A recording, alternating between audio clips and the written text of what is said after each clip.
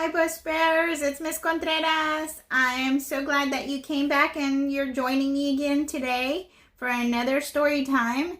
And like you know, we've been talking about not your fantasy texts that have stories, but we've been talking about nonfiction texts, the ones that give us real information.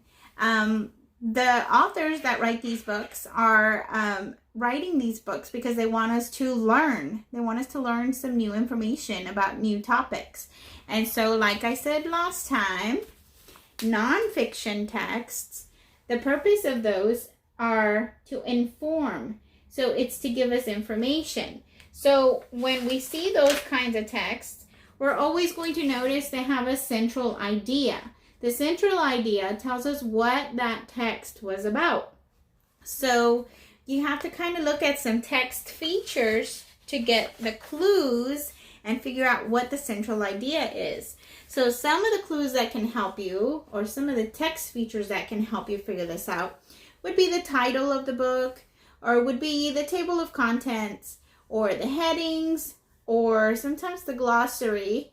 And the photographs. The photographs are a big clue. Those normally give you an idea of what the theme is going to be or the central idea is going to be.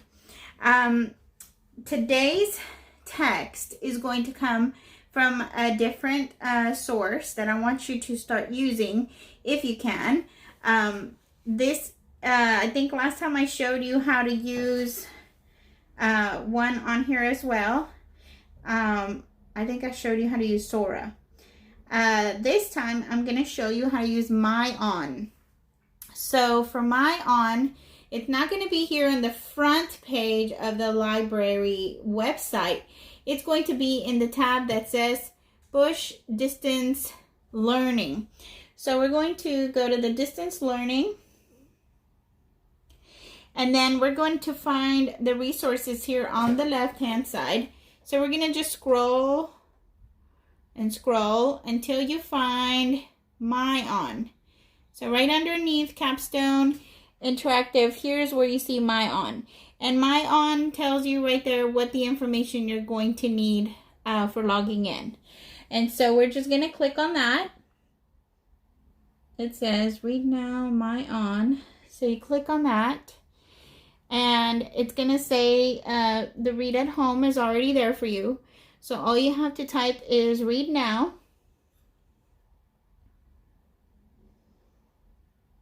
And then right here, you have to type MyOn.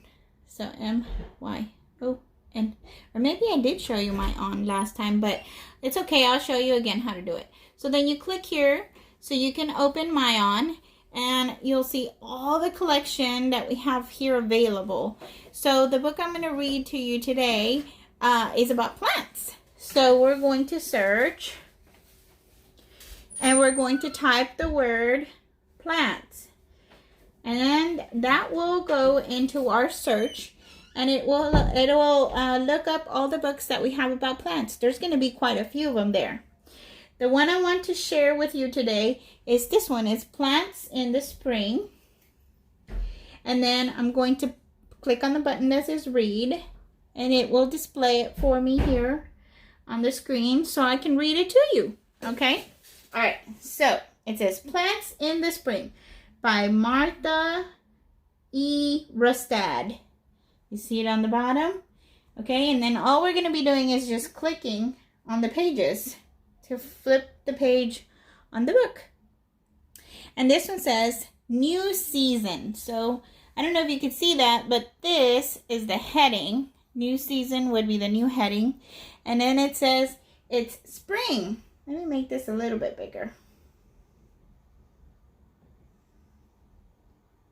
Okay, not too big. I think this is perfect. So New Season. And it says, it's spring. We plant seeds and wait for sunlight and rain.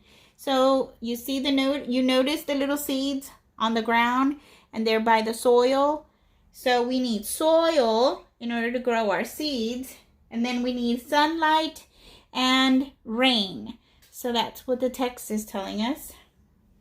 Okay, let's click for the next page. Spring rain makes the ground wet. Plants' roots suck up the water from the soil. So I'm going to zoom in right here so you can see. Those are the roots. And look how they're sucking up all the water from the soil with their little hairs. They have little hairs at the end of the roots. And those little hairs is what they use. You see the caption, the label here? It tells you those are the roots. And it's telling you that those are the roots that collect all the water that help the plant grow. Okay? And then it says that soon shoots and stems poke through the soil. So you start to see them kind of poke through the soil and they come out. The next thing you're going to see is that they start making food. So from sunlight to food. Daylight lasts longer in spring and leaves take in the sunlight. So I'm going to zoom in here so you can see. The leaves have these little tubes. If you can see the little lines on them. Those are the little tubes that carry the food to the rest of the plant. The leaves are the part of the plant that make the food for the plant. So it has little holes on the leaves. And the little holes absorb the air and the sunlight. The roots send water through those little tubes. And so when the water combines with the sunlight and the air, it makes food. So the leaf is like a little factory, and the leaf makes the food for the plant, thanks to those little tubes. Then it says, plants make their own food with sunlight, water, air, and nutrients, which is what I just told you. So if you notice, we always want to make sure water gets to the plants.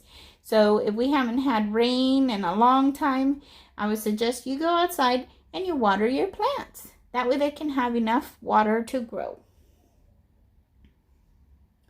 From flowers to fruit. So bees like bright blooming flowers.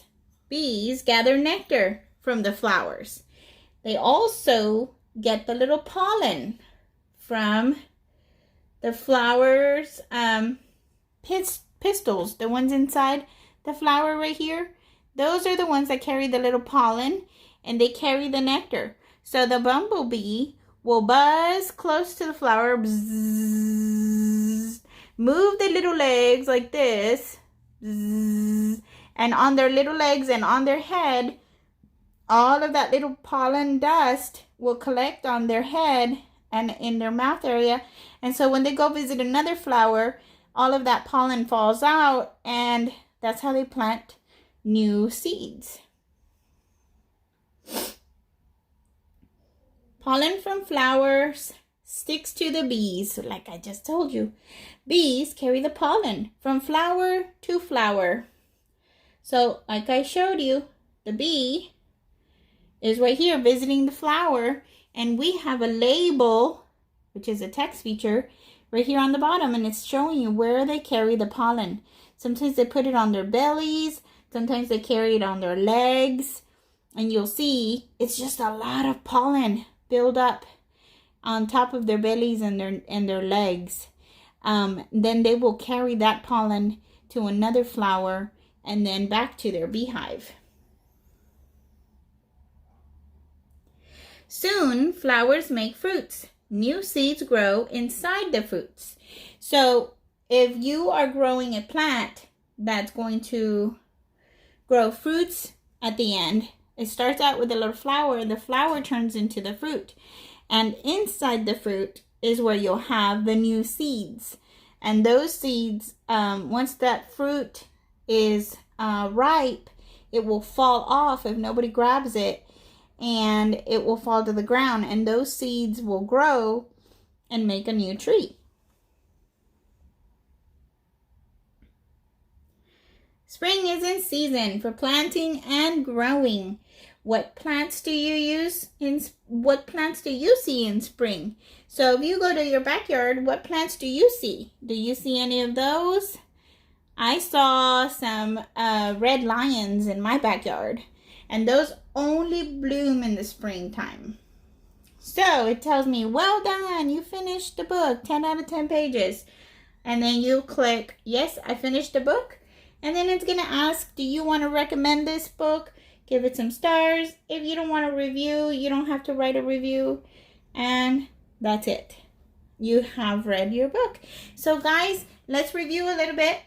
We said that the plant has a process when it grows. First, step 1 is going to be the seed.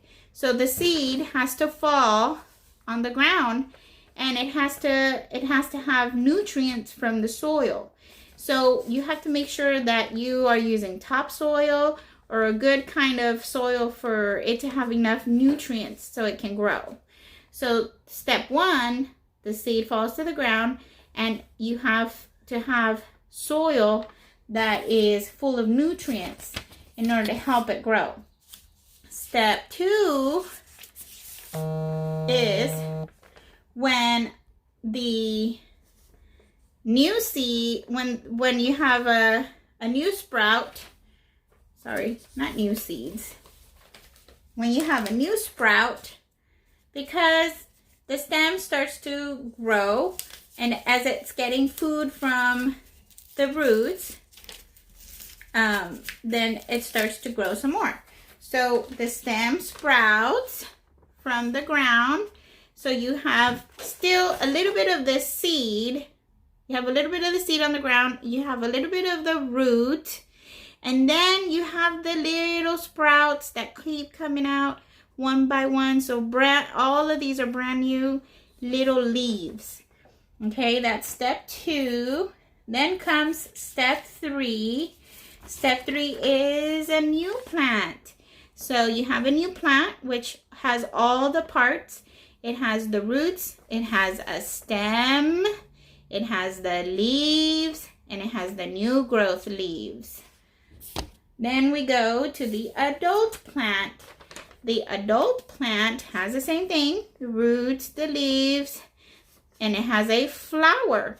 Inside the flower is where we find the pollen and the little baby seeds that are going to make some more plants. And then at the very end, when the plant finishes growing, when it's reached its maturity and it finishes growing, then you have a dying plant. But it's okay, because the dying plant is giving us new seeds, and the new seeds will fall onto the fertile ground, the soil that's full of nutrients, and then the cycle will start again, and then that's going to make some new plants grow. Okay, I brought something from my backyard, and I want to just share that with you so you could see it.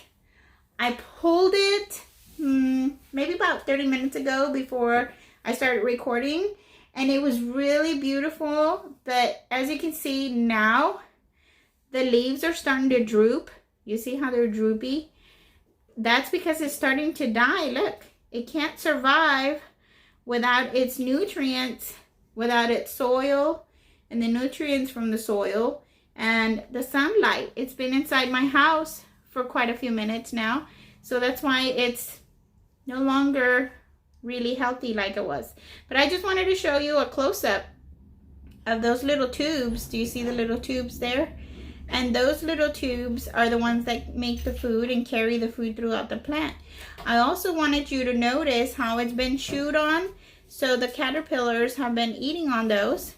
And then sometimes on the back of these is where you'll see sometimes the little insects will leave their little, like the caterpillars, the larvae will be found on the back of these leaves. That's where the butterflies like to lay their eggs. But this is the stem, and then the stem is connected to what part? You guessed it, to the roots. And the roots have a job. Their main job is to absorb all that water through their little hairs. You can see all the little hairs right here on this root. I'm not sure if you can see them. They're super tiny little hairs on the roots. All of those roots will absorb the water from the soil and will carry the water up the stem and give that water to the plant. Then the plant's leaves have the job of making food for the plant. See where it's bitten and chewed in a perfect little circle? That was a caterpillar. So they make the food for the rest of the plant, and then at the very top is where you would see the flower. So if this were to have a flower, it would be up here. And I brought you one with a flower so you could see on the inside of the little flower is where the little pollen grows, and that's where you will find the little seeds. The little seeds are inside the flower, and the little pollen. Oh, my hand is so shaky. I'm trying to keep it straight. I want to stay straight. Here we go. All right, there you go. So that's where you'll see the little pollen and the little food. All of the little seeds are going to be in there. And that's where the bumblebee likes to go visit, because that's where he gets the pollen and he gets the nectar from these flowers. And you can see also the root.